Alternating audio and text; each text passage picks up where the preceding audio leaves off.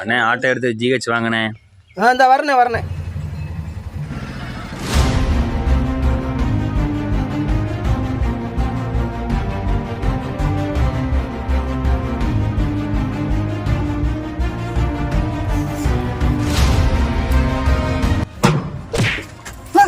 நான் கஞ்சா குடிச்சேன்னு மாமியார் சொல்லியிருக்கேன். நான் கஞ்சா குடிப்பேன் மொம்மனிட்ட போய் உனக்கு என்னடா?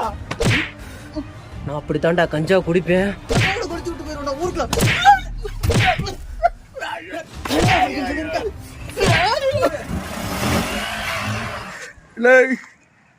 கஞ்சா குடிச்சு நரம்புழுத்து மெண்டல் ஆயிருவீன்னு தான்டா போய் நல்ல இடத்துல சொன்னேன்.